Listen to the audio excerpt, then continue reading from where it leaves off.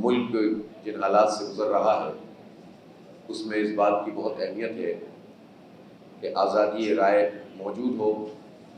آزادی رائے ظاہر ایک ڈسپلن ضرور مانگتی ہے، لیکن ڈسپلن کے نام پر اس رائے کو ہی پابند کر دیا جائے، اس کی آزادی کو سلب کر لیا جائے، یہ کسی صورت میں بھی قابل قبول نہیں ہونا چاہیے۔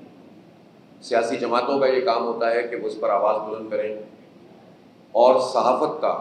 اور صحافیوں کا اور شعبہ صحافت کا اور پریس کلبوں کا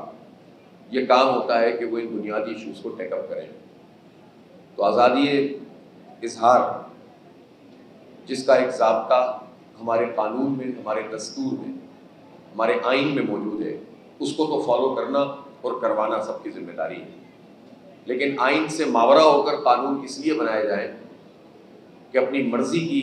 بات سننی ہے، اپنی مرضی کی بات کرنی ہے اور اپنی مرضی سے پورے نظام کو چلانا ہے، تو انسانوں کی مرضی کو انسانوں کے اوپر یہ کسی بھی طور پر قابل قبول نہیں ہو سکتی۔ صحافت کے شعبے میں قدغن لگائی جا رہی ہو آزادی اظہار پر، یا میڈیا کے جو دوست ہیں وہ اگر ان کے اوپر پابندیاں لگی ہوئی ہیں، ان کو ان کا حق نہیں مل رہا، بڑے بڑے میڈیا آفیسز ہاؤسز موجود ہیں، اور اب تو اس وقت میرا خیال ہے سب سے زیادہ پنپنے والی انڈسٹری میڈیا ہی ہے، اور اس لیے کہ آپ دیکھیں کہ ہر طرف زبوں حالی ہے، لیکن اشتہارات کی مد میں خاص طور پر ہماری سندھ حکومت بہت آگے ہے، اور وہ بلینز میں اس وقت اشتہارات جاری کر رہے ہیں، اور وہ اشتہارات مل تو رہے میڈیا ہاؤسز کو، لیکن اگر وہ اشتہارات صرف اس لیے ہیں کہ پھر حکومت کو سپورٹ فراہم کی جائے تو اس پر بھی میڈیا کے لوگوں کو آواز بلند کرنی چاہیے۔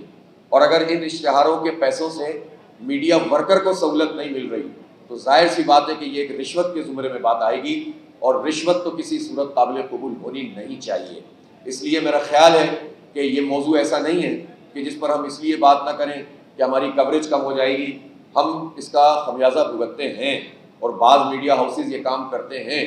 کہ وہ حکومت کو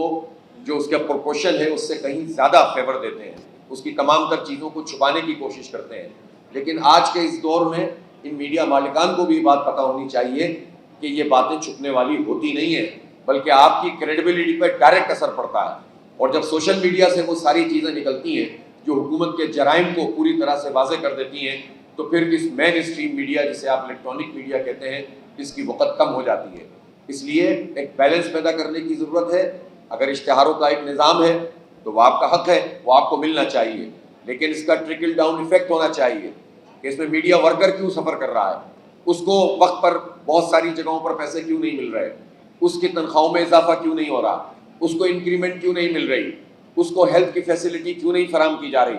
تو ظاہر سی بات ہے کہ بڑے بڑے جو میڈیا گروپس ہیں سب سے زیادہ ان کی ذمہ داری ہے۔ بعض تو ادارے ایسے ہیں کہ جو واقعی اپنی سروائیول کی جنگ لڑتے ہیں، تو ان کو بھی ان کے لیے تو ظاہر ہے اس حکومت کے پاس بھی کچھ نہیں ہے۔ ایسے ادارے جو جنرلی اپنی آواز کو بلند کرتے ہیں ان کے لیے تو اشتہارات بھی نہیں ہیں ان کے، لیکن جن کے اوپر نوازشات ہیں وہ نوازشات صرف چند ہاتھوں میں رہے، یہی تو بدترین سرمایہ دارانہ اور طاغوتی اور سامراجی نظام ہوتا ہے کہ جس پر جو ہے وہ پورا کا پورا انحصار کر کے بادشاہتیں قائم ہوتی ہیں۔ وہ مفادات نہیں ہے، وہ آپ کا حق ہے۔ اگر کسی صحافی کو اس بات کی ضرورت ہے تو اس کو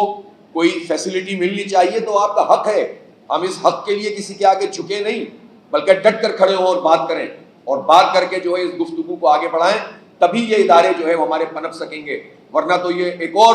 حکومتوں کی مزید آماجگاہ بنتے چلے جاتے ہیں۔ تو اس چیلنج کا مقابلہ بھی ہمارے تمام ان اداروں کو کرنا ہوگا۔ اس وقت کراچی میں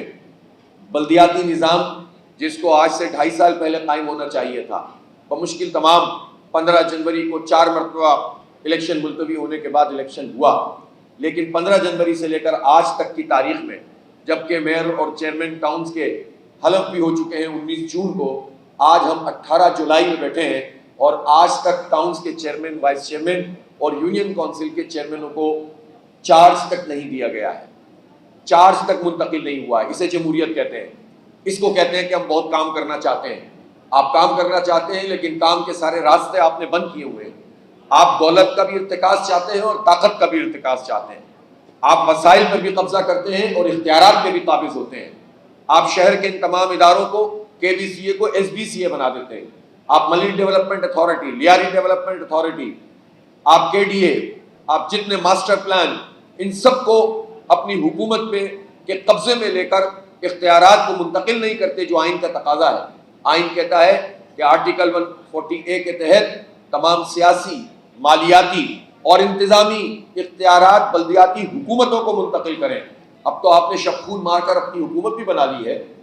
جو بھی ہے آپ نے قبضہ کر ہی لیا ہے، تو آپ خود اپنے لوگوں سے خوف زدہ ہیں۔ اسی لیے یونین کونسلوں کو بھی، یونین کمیٹیوں کو بھی اختیارات منتقل نہیں ہوئے، چارج نہیں ملا ابھی تک، ٹاؤن کو بھی نہیں ملا۔ دفاتر کا مسئلہ ہے، کیسے ڈیولپمنٹ ہو سکتی ہے؟ اور اس پر آواز سب کو بلند کرنی چاہیے کہ یہ کیا تماشا ہے کہ 15 جون کو میئر کا انتخاب ہو رہا ہے اور 14 جون کی تاریخ میں ایڈمنسٹریٹر سے کراچی کا بجٹ پاس ہو رہا ہے اور تعارفی نشست کونسل کی رکھی جا رہی ہے کہ آئیں ہم مل کر ایک دوسرے سے تعارف کروائیں۔ بھائی اب ہم سے کیا تعارف کروائیں گے؟ آپ کا تعارف بھی پتہ ہے، ہمارا تعارف بھی سب کو معلوم ہے۔ دنیا میں اگر ریسرچ ہو، انالیسز ہو اور ادارہ بھی اتھینٹک ہو، جس کو مراد علی شاہ بھی انکار نہیں کر سکے، انہوں نے کہا کہ میں اکانومسٹ کی ایک اتھینٹسٹی ہے، لیکن اگر ہم 173 میں سے 169ویں نمبر پر ہیں تو مرتضیٰ وہاب صاحب آپ جواب دیں۔ تو مرتضیٰ وہاب صاحب کیا جواب دیں گے؟ مرتضیٰ وہاب صاحب تو سامنے ہیں، کام تو آپ ہی لوگوں کے ہیں، تو اس لیے آپ جواب دیں کہ 15 سال میں یہ کیسے لیسٹ لیویبل سٹی بنتا چلا گیا، کیسے اس کی تعلیم تباہ ہوئی، کیسے اس کے اسپتال تباہ ہوئے۔ چند این جی اوز کے پیچھے چھپ کر آپ پورا ہیلتھ ڈپارٹمنٹ کا بجٹ کھا جائیں،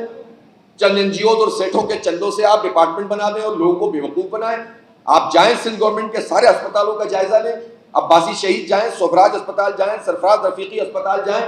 جا کر دیکھیں وہاں پر کیا سلوک کر رہے ہیں آپ مریضوں سے، بلکہ ایون ڈاکٹر سے کیا کر رہے ہیں، پیرامیڈیکل اسٹاف سے کیا کر رہے ہیں۔